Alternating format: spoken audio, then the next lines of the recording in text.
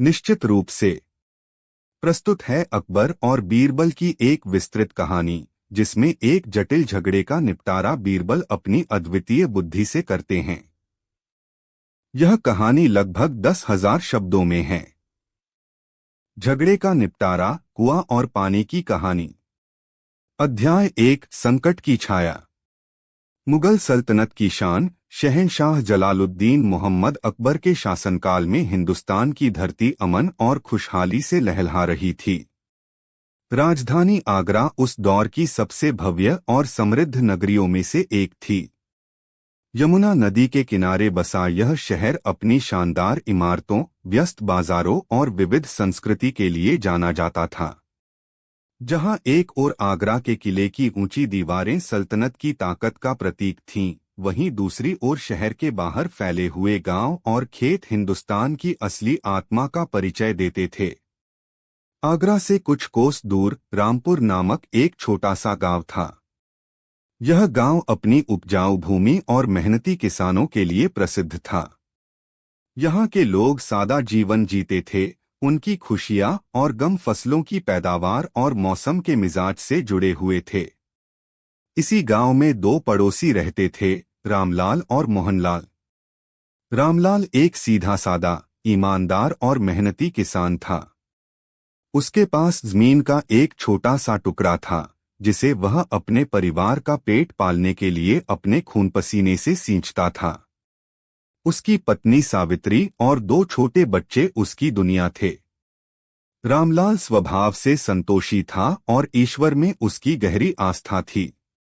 वह मानता था कि मेहनत का फल हमेशा मीठा होता है, भले ही देर से मिले। दूसरी ओर मोहनलाल था। उसके पास रामलाल से थोड़ी ज्यादा जमीन थी, लेकिन उसका स्वभाव ठीक विपरीत था। वह धूर्त, लालची और कामचोर था। वह हमेशा आसान तरीकों से पैसा कमाने की फिराक में रहता था। उसकी नजर हमेशा दूसरों की संपत्ति और खुशियों पर रहती थी। वह रामलाल की मेहनत और उसके परिवार की सुख शांति से मन ही मन जलता था। उसकी जमीन अक्सर ठीक से जुताई और सिंचाई के अभाव में उतनी अच्छी फसल नहीं देती थी, जिसका दोष वह अपनी किस्मत को देता था, अपनी आलस्य को नहीं। दोनों के खेत एक दूसरे से सटे हुए थे। उनकी सीमाओं के ठीक बीच में एक पुराना गहरा कुआं था। यह कुआं मोहनलाल की जमीन पर पड़ता था और उसके पुरखों ने खुदवाया था। लेकिन पिछले कई सालों से मोहनलाल ने उस कुएं की मरम्मत पर कोई ध्यान नहीं दिया था।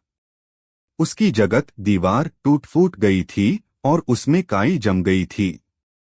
मोहनलाल अपने खेतों की सिंचाई के लिए नहर के पानी पर निर्भर रहता था, इसलिए यह कुआं उसके लिए लगभग बेकार हो चुका था। उस साल नेती ने रामपुर गांव की परीक्षा लेने की ठानी। मानसून ने धोखा दे दिया। सावन का महीना सूखा बीत गया, भादों में भी बादलों ने मुंह फेर लिया। धरती प्यास से तड़पने लगी। खेतों में दरारें पड़ गईं, जैसे धरती का सीना फट गया हो। नहरें सूखने लगीं और किसानों के चेहरे पर चिंता की लकीरें गहरी होती गईं। रामलाल की खड़ी फसल, जो उसके साल भर की मेहनत का नतीजा थी, अब पीली पड़कर दम तोड़ने लगी थी। हर सुबह वह आसमान की ओर उम्मीद भरी नजरों से देखता, लेकिन उसे केवल तपता हुआ सूरज और निराशा ही हाथ लगती। उसके बच्चे पानी के लिए तरसते और उसकी पत्नी के चेहरे पर उदासी छाई रहती। रामलाल ने अपनी सारी जमा पूंजी लगाकर बीज और खाद खरीदे थे। अगर फसल बर्बाद हो जाती तो उसका परिवार भूखों मरने की कगार पर आ जाता। वह रात रात भर सो नहीं पाता था। उसे अपने खेत के पास मौजूद मोहनलाल का वह पुराना कुआं याद आता। उसे पता था कि कुआं गहरा है और उसमें अब भी पानी होगा। अगर उसे उस कुएं का पानी मिल जाए तो वह अपनी फसल और अपने परिवार को बचा सकता है। अध्याय 2, एक धूर्त सौदा। एक सुबह जब निराशा अपने चरम पर थी, रामलाल हिम्मत करके मोहनलाल के घर पहुंचा।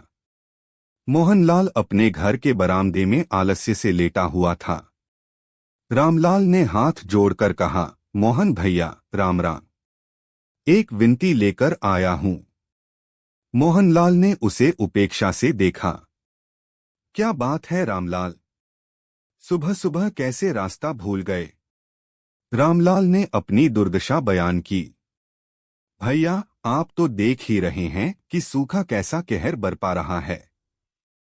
मेरी सारी फसल तबाह होने की कगार पर है। बच्चे दाने दाने को मोहताज हो जाएंगे। आपकी जमीन पर जो पुराना कुआं है, अगर आप कृपा करके मुझे उसमें से थोड़ा पानी लेने दें तो मेरी फसल बच जाएगी। मैं आपका यह उपकार जीवन भर नहीं भूलूंगा। मोहनलाल के लालची दिमाग में तुरंत एक योजना कौंध गई। उसने अपनी धूर्तता को चिंता के मुखौटे के पीछे छिपाते हुए कहा, अरे रामलाल, तुम्हारी परेशानी मैं समझ सकता हूं। बहुत बुरा हुआ, लेकिन भाई वो कुआं मेरे पुरखों की निशानी है। ऐसे ही किसी को पानी कैसे दे दूं? गांव में और भी लोग हैं, कल को सब आकर मांगने लगेंगे। रामलाल गिड़गिड़ाया, भैया, मैं किसी और की तरह नहीं हूं। आप जो कहेंगे मैं वो करने को तैयार हूं। आप चाहे तो पानी के बदले मुझसे कुछ पैसे ले लें। मोहनलाल यही चाहता था। उसने कुछ देर सोचने का नाटक किया और फिर बोला, देखो रामलाल, तुम मेरे पड़ोसी हो, इसलिए तुम्हारा दिल नहीं तोड़ सकता। एक काम करते हैं। यह कुआं मेरे किसी काम का तो है नहीं। तुम इसे खरीद ही लो। हमेशा हमेशा के लिए पानी की समस्या खत्म हो जाएगी। मैं ज्यादा नहीं, बस 500 चांदी के सिक्के लूंगा। 500 चांदी के सिक्के। यह सुनकर रामलाल के पैरों तले जमीन खिसक गई। यह उसके लिए एक बहुत बड़ी रकम थी। उसकी सारी जमा पूंजी और पत्नी के कुछ गहने बेचकर भी शायद ही इतनी रकम इकट्ठी हो पाती।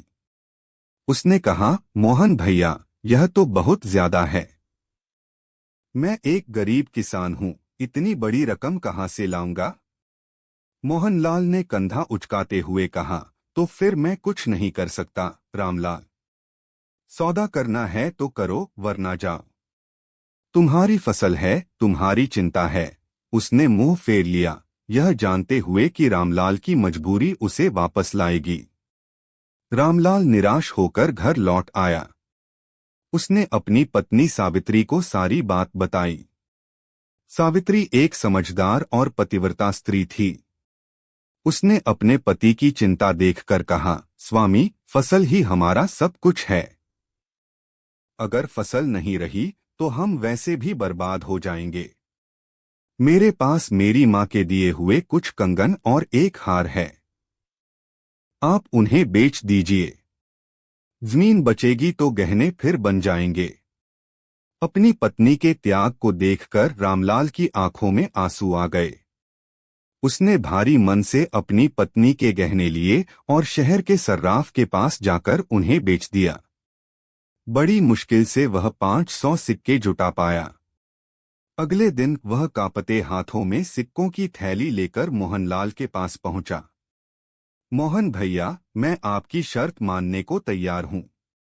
यह लीजिए 500 सिक्के और यह कुआं आज से मेरा हुआ। मोहनलाल की आंखों में लालच की चमक तैर गई। उसने फुर्ती से सिक्कों की थैली छीन ली और उन्हें गिनने लगा। जब वह संतुष्ट हो गया तो उसने गांव के 2-4 लोगों को गवाह के तौर पर बुलाया और एक कागज पर एक समझौता लिखा गया। समझौते में साफ साफ लिखा था, मैं मोहनलाल अपना कुआं, जो मेरी और रामलाल की जमीन की सीमा पर स्थित है, 500 चांदी के सिक्कों के बदले रामलाल को बेचता हूं। आज से इस कुएं पर पूरा अधिकार रामलाल का होगा। रामलाल ने कांपते हाथों से उस कागज पर अपना अंगूठा लगाया। वह खुश था कि चलो अब उसकी समस्या का समाधान हो गया।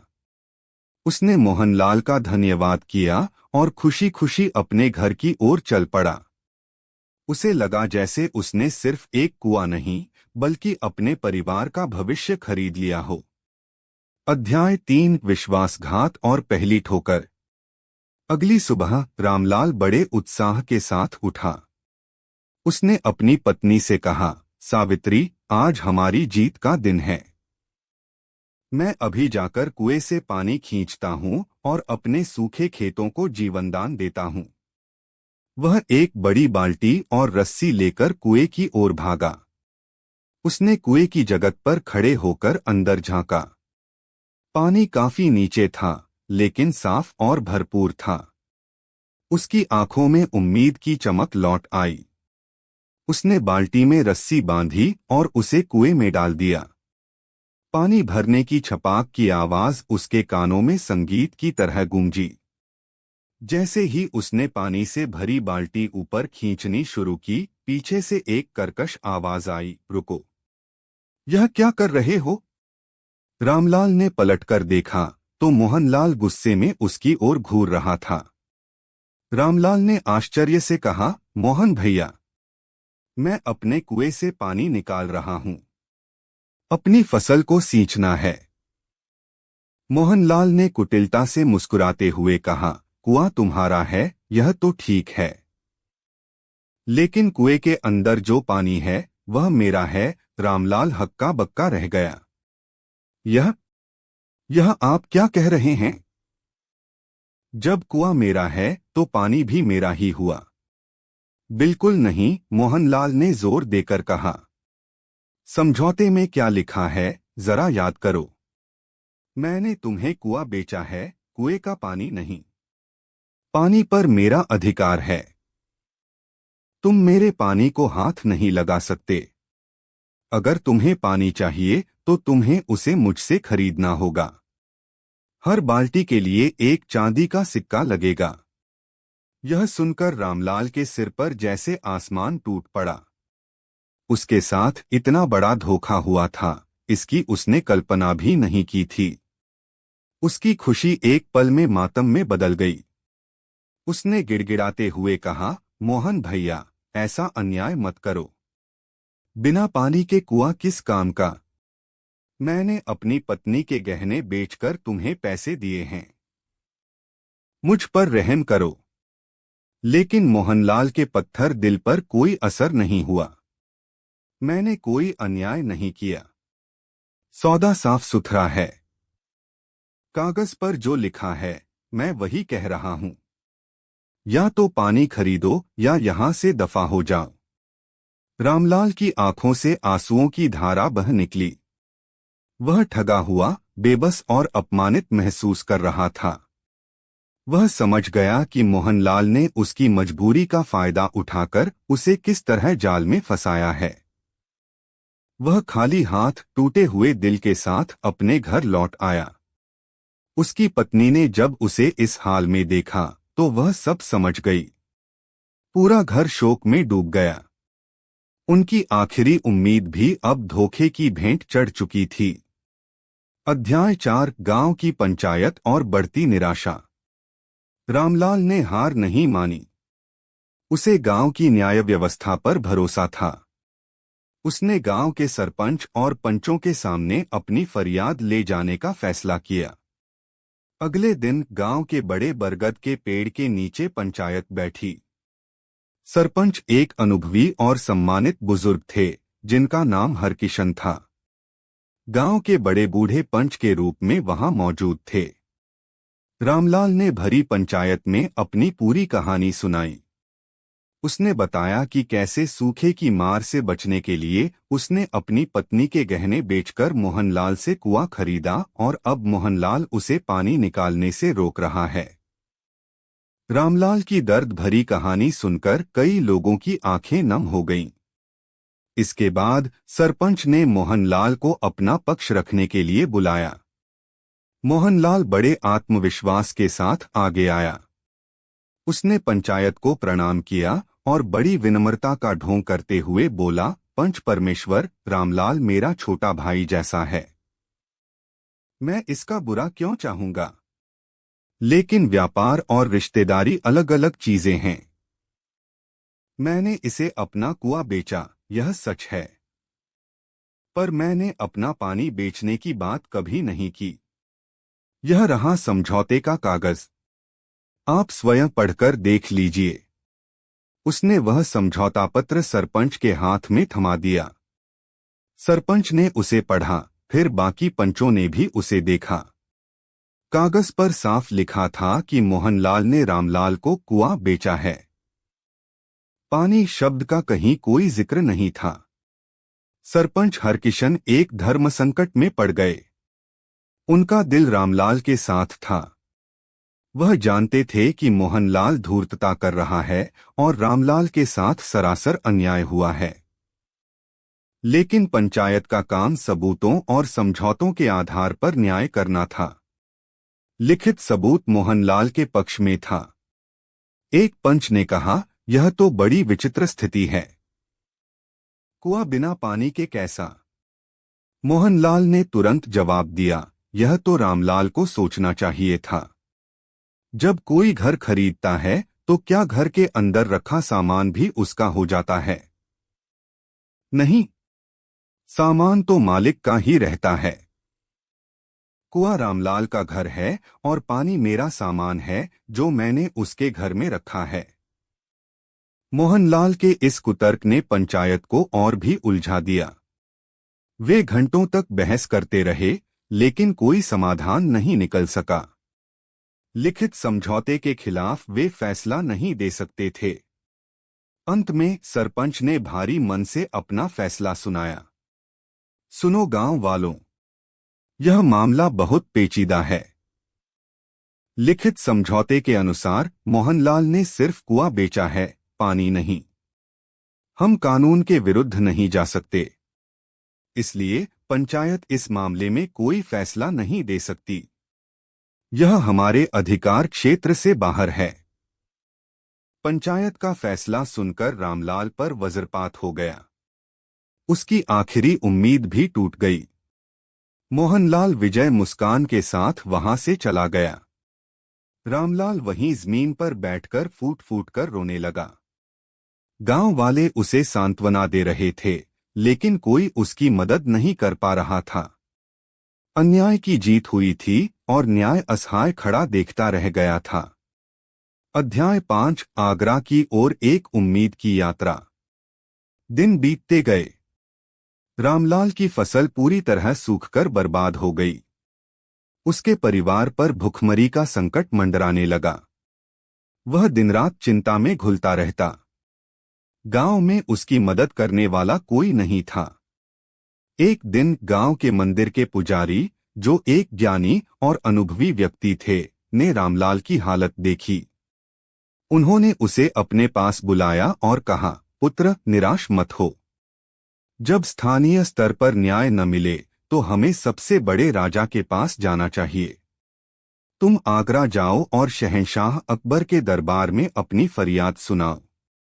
मैंने सुना है कि उनके दरबार में बीरबल नाम के एक मंत्री हैं, जो दूध का दूध और पानी का पानी कर देते हैं। वही तुम्हारी समस्या का हल निकाल सकते हैं।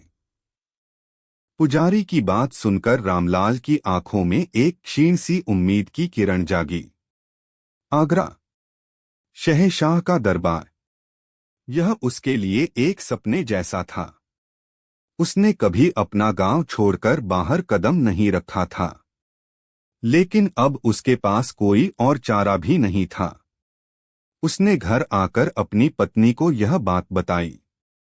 सावित्री ने कहा, स्वामी, हमें यह प्रयास अवश्य करना चाहिए। भगवान ने चाहा तो शहंशाह के दरबार में हमारी सुनवाई जरूर होगी। अगले दिन रामलाल ने आगरा जाने की तैयारी की। उसकी पत्नी ने बची खुची रोटियां और थोड़ा अचार एक पोटली में बांध दिया। रामलाल ने गांव वालों से कहकर मोहनलाल को भी एक संदेश भिजवाया कि उसे कल सुबह आगरा में शहंशाह के दरबार में हाजिर होना है, क्योंकि मामला अब वहीं सुलझेगा। मोहनलाल मन ही मन हंसा। उसे पूरा यकीन था कि जब गांव की पंचायत उसका कुछ नहीं बिगाड़ सकी, तो शहंशाह भी लिखित समझौते के आगे क्या कर लेंगे। वह भी अपनी जीत का परचम लहराने के लिए आगरा जाने को तैयार हो गया। अगली सुबह भोर की पहली किरण के साथ रामलाल ने आगरा की ओर अपने कदम बढ़ा दिए। मोहनलाल भी कुछ देर बाद अपने रास्ते पर निकल पड़ा। यात्रा लंबी और कठिन थी। रामलाल के पास न घोड़ा था न कोई सवारी। वह पैदल ही चल रहा था। रास्ते में उसे कई तरह के लोग मिले, व्यापारी, सैनिक, तीर्थयात्री। उसने पहली बार अपने छोटे से गांव के बाहर की दुनिया देखी। धूल भरे रास्ते, बड़े बड़े पड़ाव और शहरों की चहल पहल, सब कुछ उसके लिए नया था। उसके मन में डर भी था और एक छोटी सी आशा भी। वह बस यही प्रार्थना कर रहा था कि उसे न्याय मिले। 2 दिन की अथक यात्रा के बाद वह आगरा की सीमाओं में दाखिल हुआ। शहर की भव्यता देखकर उसकी आंखें चौंधिया गईं। ऊंचे ऊंचे मकान, चौड़ी सड़कें और लोगों की भीड़। उसने लोगों से पूछते पूछते आगरा के किले का रास्ता पता किया। जब वह किले के विशाल दरवाजे के सामने पहुंचा तो उसका मुंह खुला का खुला रह गया। इतनी ऊंची और मजबूत दीवारें उसने जीवन में कभी नहीं देखी थीं। अध्याय 6 शाही दरबार और शहंशाह का असमंजस। किले के बाहर फरियादियों की एक लंबी कतार लगी थी। रामलाल भी उस कतार में लग गया। घंटों के इंतजार के बाद उसका नंबर आया।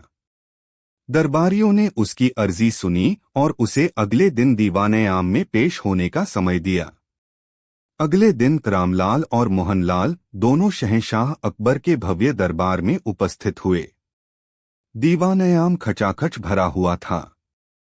मंत्री, अमीर, सेनापति और अन्य दरबारी अपनी अपनी जगहों पर बैठे थे।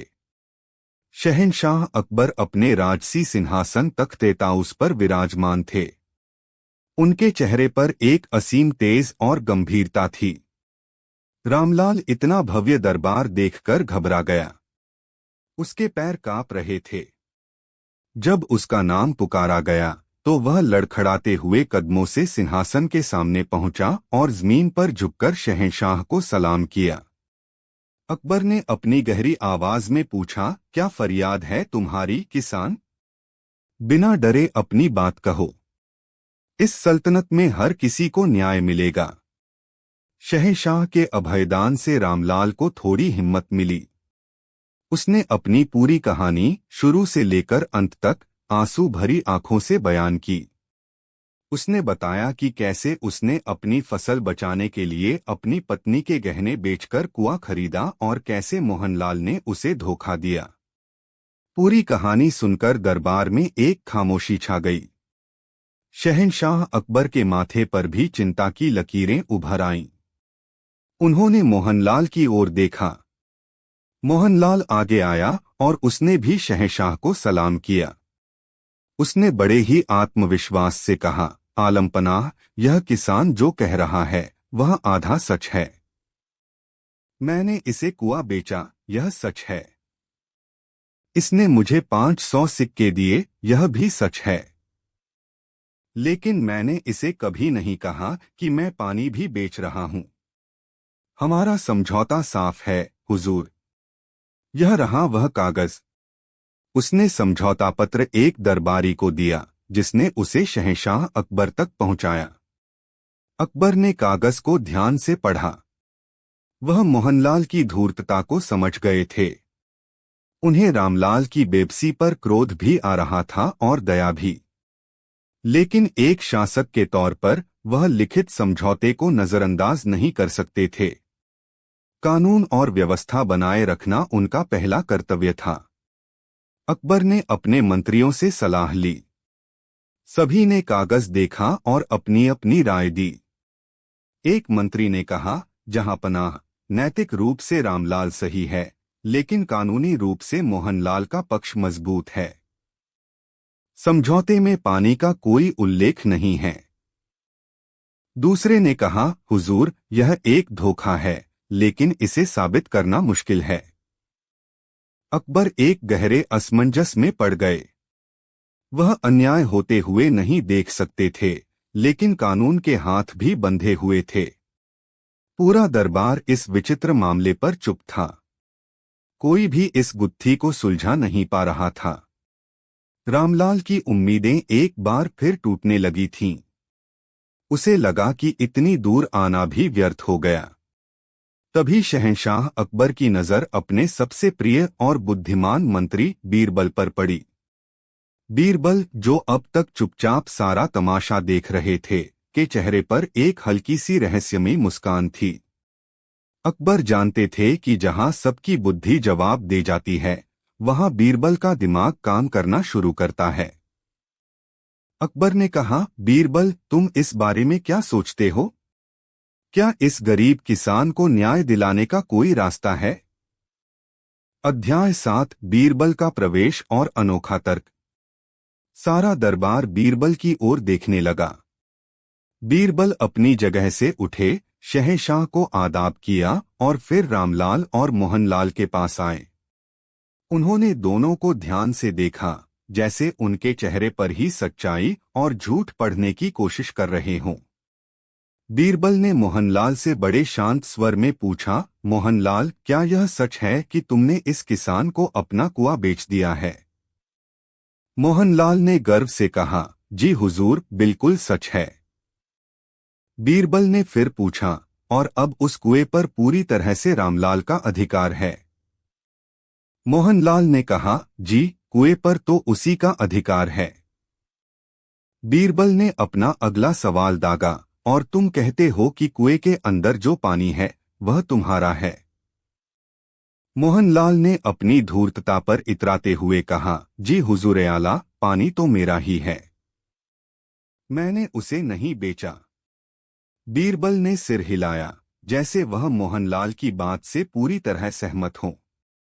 फिर वह रामलाल की ओर मुड़े और बोले, रामलाल, तुम चिंता मत करो, न्याय होगा। इसके बाद बीरबल शहंशाह अकबर की ओर मुड़े और बोले, जहां पनाह, मामला बिल्कुल साफ है। जैसा कि मोहनलाल कह रहा है, कुआं रामलाल का है और पानी मोहनलाल का, इसमें कोई शक नहीं है। यह सुनकर मोहनलाल की खुशी का ठिकाना न रहा। उसे लगा कि बीरबल भी उसकी बात से सहमत हैं और फैसला उसी के हक में होगा। रामलाल का दिल बैठ गया। उसे लगा कि बीरबल भी उसकी मदद नहीं कर पाए। शहंशाह अकबर भी आश्चर्य में थे कि बीरबल यह क्या कह रहे हैं। लेकिन बीरबल की बात अभी खत्म नहीं हुई थी। उन्होंने अपनी बात आगे बढ़ाई, जहां पनाह, चूंकि अब यह स्थापित हो गया है कि कुआं रामलाल का है और पानी मोहनलाल का है, तो न्याय का तकाजा यह कहता है कि मोहनलाल को अपना सामान किसी और की संपत्ति में रखने का किराया देना होगा। बीरबल की यह बात एक तीर की तरह लगी। दरबार में कानाफूसी शुरू हो गई। बीरबल ने अपनी आवाज बुलंद करते हुए कहा, मोहनलाल, तुमने अपना पानी रामलाल के कुएं में रखा हुआ है। रामलाल की संपत्ति का तुम मुफ्त में इस्तेमाल नहीं कर सकते, इसलिए तुम्हारे पास दो रास्ते हैं। पहला, तुम अभी और इसी वक्त अपना सारा पानी रामलाल के कुएं से बाहर निकाल लो, एक बूंद भी बाकी नहीं रहनी चाहिए। और अगर तुम ऐसा नहीं कर सकते, तो दूसरा रास्ता यह है कि तुम आज से रामलाल को प्रतिदिन 10 चांदी के सिक्के किराए के रूप में दोगे, जब तक तुम्हारा पानी उसके कुएं में रहेगा। अध्याय 8, न्याय का पल और अंतिम फैसला। बीरबल का यह फैसला सुनते ही मोहनलाल के पैरों तले जमीन खिसक गई। उसका चेहरा सफेद पड़ गया। वह समझ गया कि वह अपनी ही बुनी हुई जाल में बुरी तरह फंस चुका है। कुएं से सारा पानी निकालना असंभव था, और प्रतिदिन 10 चांदी के सिक्के किराया देना उसकी पूरी संपत्ति को निगल जाता। वह हकलाते हुए बोला, नहीं, नहीं हुजूर, यह कैसे हो सकता है? मैं अपना पानी कैसे निकालूं? बीरबल ने कठोरता से कहा, यह तुम्हारी समस्या है मोहनलाल। जब तुम किसी और की संपत्ति में अपना सामान रखते हो, तो उसे खाली करना भी तुम्हारी ही जिम्मेदारी है। या तो अपना पानी निकालो या किराया चुकाओ, फैसला तुम्हारे हाथ में है। मोहनलाल की सारी हेकड़ी, सारा घमंड एक पल में चूर चूर हो गया। वह समझ गया कि बीरबल की बुद्धि के आगे उसकी धूर्तता टिक नहीं सकती। वह तुरंत बीरबल के पैरों पर गिर पड़ा और रोते हुए बोला, मुझे माफ कर दीजिए हुजूर।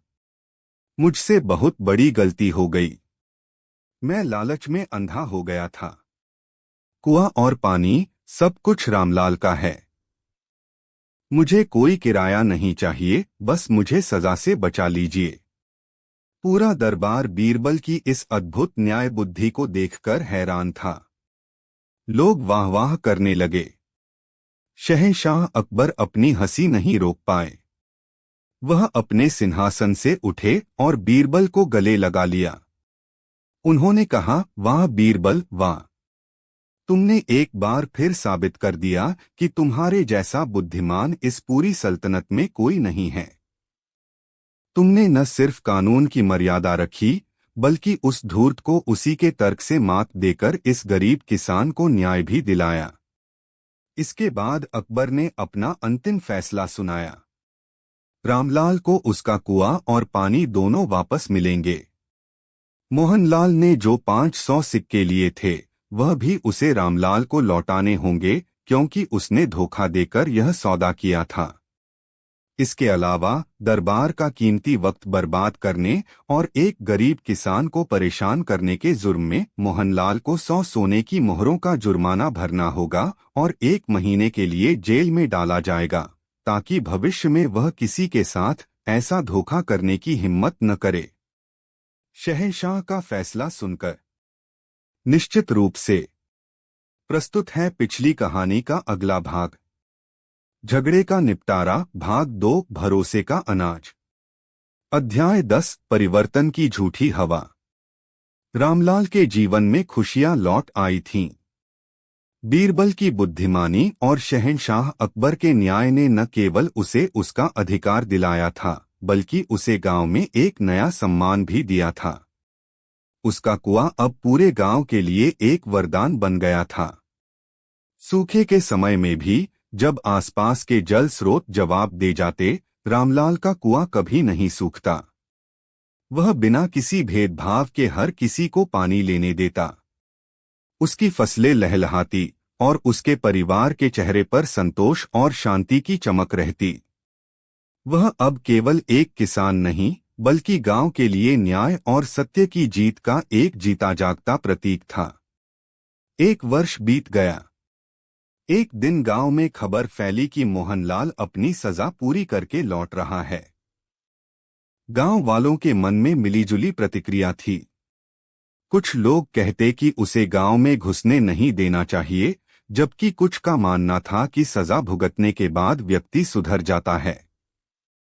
मोहनलाल जब गांव लौटा तो वह पहले वाला मोहनलाल नहीं लग रहा था।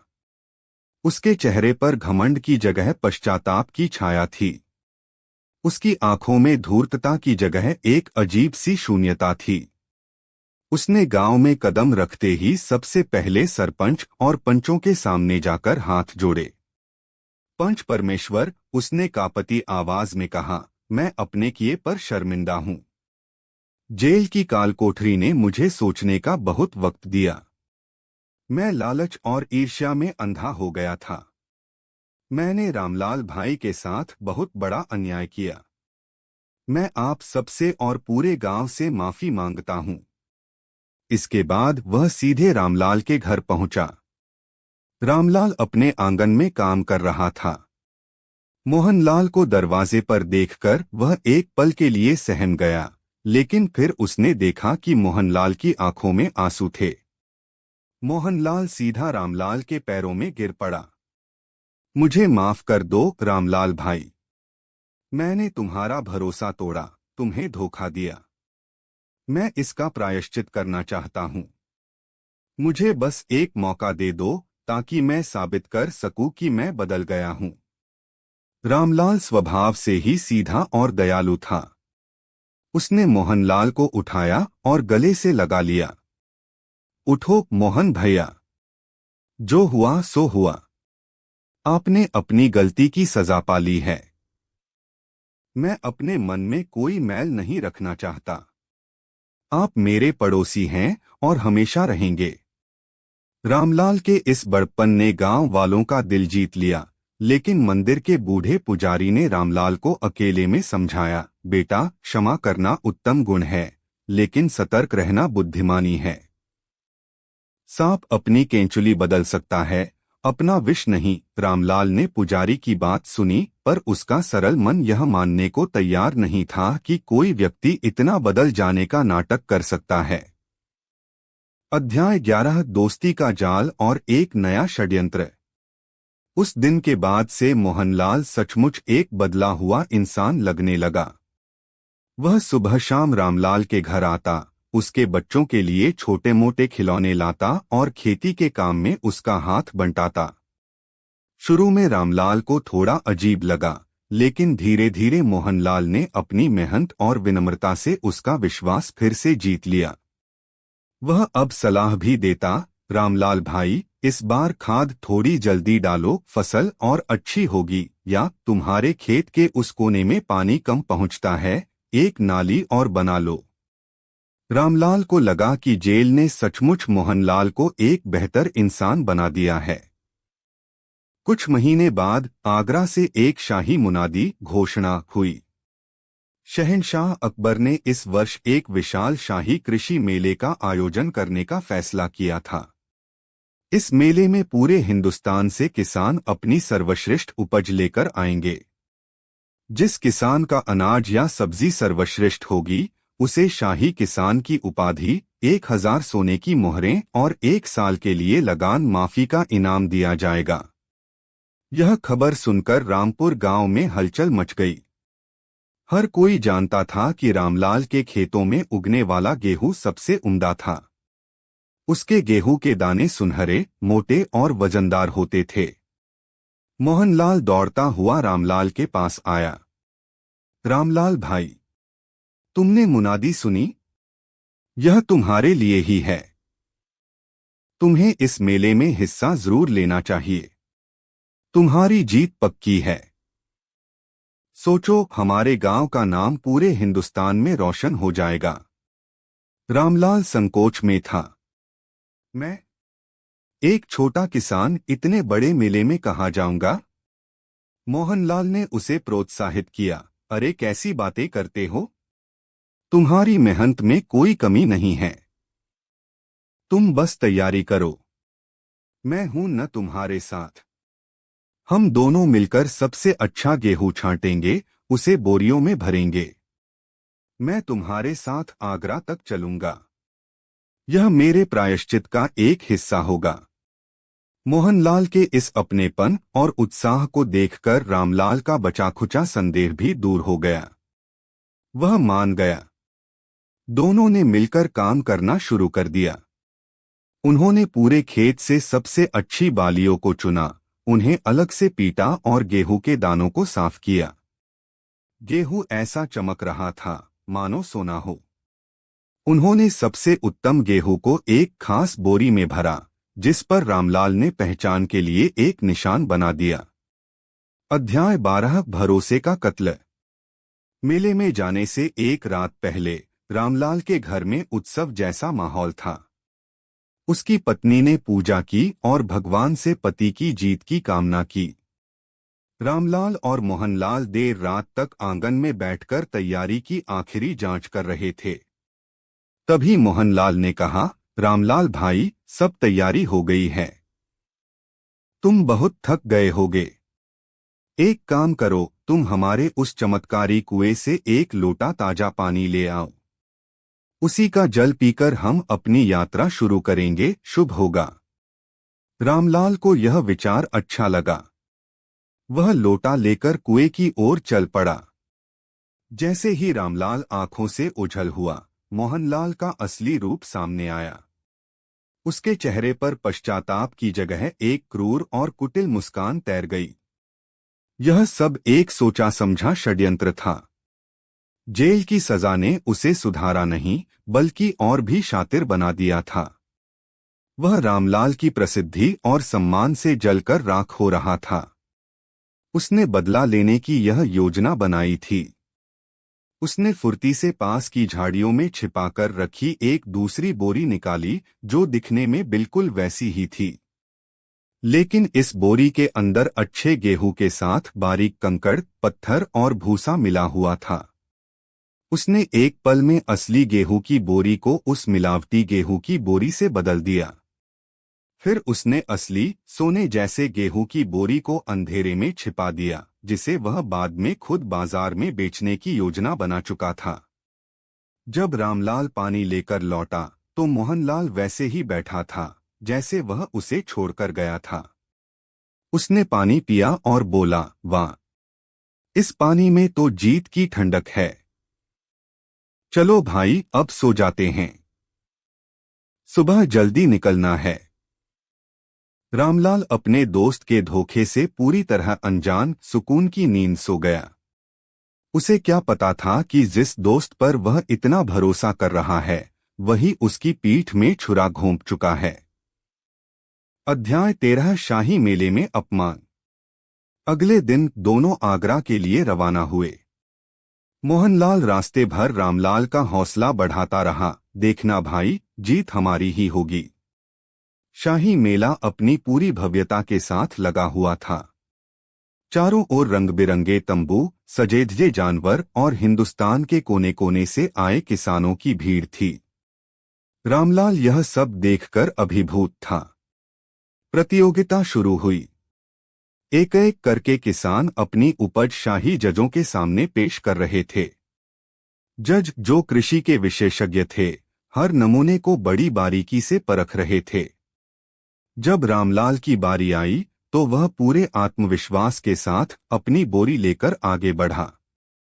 हुजूर, यह मेरे खेतों का गेहूं है। मैंने इसे अपनी मेहनत और ईमानदारी से उगाया है।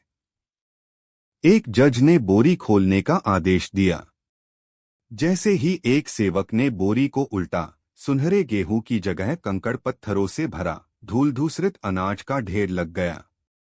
एक पल के लिए सन्नाटा छा गया।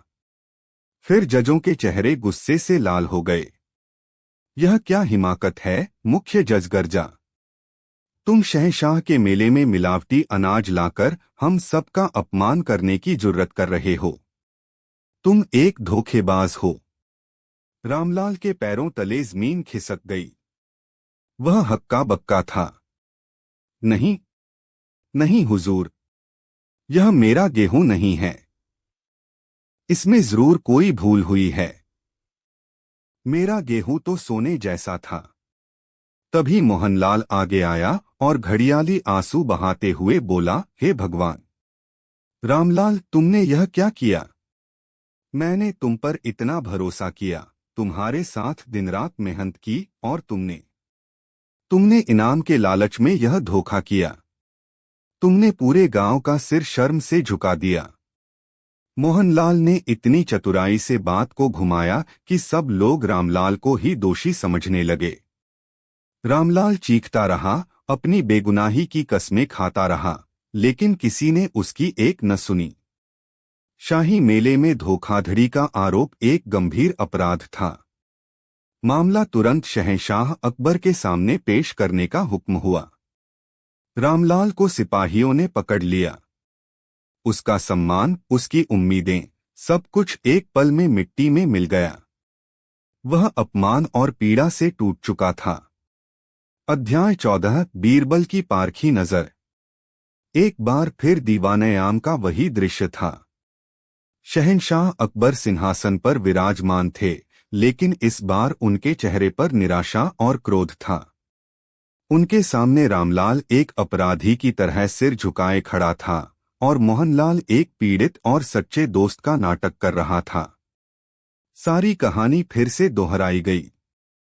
मोहनलाल ने बताया कि कैसे उसने रामलाल की मदद की और कैसे रामलाल ने उसके भरोसे को तोड़ा। मिलावटी अनाज की बोरी सबूत के तौर पर दरबार में रखी थी। अकबर ने गुस्से में कहा, रामलाल, पिछले साल हमने तुम्हें न्याय दिया था, तुम्हारा सम्मान किया था, और तुमने उसका यह सिला दिया। तुमने शाही मेले का अपमान करके सीधे सीधे हमारी तौहीन की है। हम तुम्हें इसकी कठोरतम सजा देंगे। रामलाल के पास कहने को कुछ नहीं था सिवाय अपनी बेगुनाही की दुहाई के, जिसका कोई सबूत नहीं था। तभी बीरबल, जो अब तक खामोशी से सब कुछ देख और सुन रहे थे, आगे आए। उन्होंने शहंशाह से इजाजत लेकर मामले की जांच करने की अनुमति मांगी। बीरबल सबसे पहले मोहनलाल के पास गए। मोहनलाल, तुम रामलाल के सच्चे मित्र हो। तुमने उसके साथ मिलकर गेहूं की बोरी तैयार की। तुम्हें तो बहुत दुख हुआ होगा। मोहनलाल ने आंसू पोंछते हुए कहा, जी हुजूर, मेरा तो विश्वास ही उठ गया है। मैं तो बस उसकी मदद कर रहा था। बीरबल ने मिलावटी गेहूं की बोरी को ध्यान से देखा। फिर उन्होंने रामलाल को देखा, जो हताशा में अपने हाथों को मल रहा था। बीरबल की पारखी नजरें रामलाल के खुरदुरे, गट्टे पड़े हाथों पर टिक गईं, जो एक सच्चे किसान की निशानी थे। फिर उन्होंने मोहनलाल के हाथों को देखा, जो रामलाल की तुलना में काफी नरम थे। बीरबल ने बोरी को उठाया और उसके मुंह पर बंधी रस्सी की गांठ को गौर से देखा। यह एक खास तरह की, बहुत मजबूत गांठ थी, जिसे किसान अक्सर भारी बोरियों को बांधने के लिए इस्तेमाल करते हैं। उनके दिमाग में एक बिजली सी कौंधी। अध्याय 15 सुतली का सुराग और न्याय की पुनर्स्थापना। बीरबल बोरी लेकर शहंशाह के सामने गए और बोले, जहां पनाह, फैसला करने से पहले मैं एक छोटा सा परीक्षण करना चाहता हूं। उन्होंने रामलाल को बुलाया। रामलाल, यह बोरी तुमने ही बांधी थी? रामलाल ने नमे सिर हिलाया, नहीं हुजूर, यह मोहन भैया ने बांधी थी। उन्होंने कहा था कि वह मुझसे ज्यादा मजबूत गांठ लगा सकते हैं। बीरबल मुस्कुराए और मोहनलाल की ओर मुड़े। मोहनलाल, तुमने तो बहुत अच्छी और मजबूत गांठ लगाई है। क्या तुम इसे खोल सकते हो? मोहनलाल की चोरी अब पकड़ी जाने वाली थी। वह जानता था कि अगर उसने मना किया तो शक होगा। उसने कहा, जी हुजूर, कोशिश करता हूं। उसने आगे बढ़कर बड़ी आसानी और फुर्ती से उस जटिल गांठ को खोल दिया, जैसे वह रोज यही काम करता हो। अब बीरबल ने अपना असली दांव चला। उन्होंने खाली बोरी और रस्सी मोहनलाल के हाथ में देते हुए कहा, शाबाश मोहनलाल, अब ठीक वैसी ही गांठ फिर से लगाकर दिखाओ, जैसी तुमने पहले लगाई थी। यह सुनकर मोहनलाल का चेहरा पीला पड़ गया। यह एक जाल था। अगर वह सिर्फ एक सहायक होता तो शायद उसे वह खास गांठ याद न रहती। लेकिन चूंकि उसने खुद मिलावटी बोरी तैयार की थी और उसे बांधा था, उसे वह गांठ अच्छी तरह याद थी। अपनी काबिलियत साबित करने की हड़बड़ी में उसने बिना सोचे समझे बड़ी सफाई से हूबहू वही जटिल गांठ फिर से लगा दी। पूरा दरबार देख रहा था। अब बीरबल शहंशाह की ओर मुड़े और बोले, जहां पनाह, चोर पकड़ा गया। सब हैरान थे। बीरबल ने समझाया, आलम पनाह, रामलाल एक सीधा सादा किसान है। उसने ईमानदारी से गेहूं तैयार किया। यह मोहनलाल है, जिसने बदला लेने की नीयत से बोरी बदल दी। कोई व्यक्ति जो सिर्फ मदद कर रहा हो, वह किसी खास गांठ को इतनी सटीकता से दोबारा नहीं लगा सकता। यह वही कर सकता है जिसने उस बोरी को साजिश के तहत खुद तैयार किया और बांधा हो। इसने अपनी ही होशियारी में अपनी चोरी कबूल कर ली है। सच्चाई सामने आते ही मोहनलाल थर-थर कांपने लगा और बीरबल के कदमों में गिरकर सब कुछ उगल दिया। उसने यह भी बता दिया कि असली गेहूं की बोरी उसने कहाँ छिपाई है। शहंशाह अकबर का क्रोध अब मोहनलाल पर था। धूर्त, विश्वासघाती, तुमने न्याय का मजाक बनाया और एक निर्दोष को फंसाने की कोशिश की। इस बार तुम्हारी सजा ऐसी होगी कि तुम्हारी आने वाली पीढ़ियां भी याद रखेंगी। मोहनलाल को आजीवन कारावास की सजा सुनाई गई और उसकी सारी संपत्ति जब्त करके रामलाल को देने का हुक्म हुआ।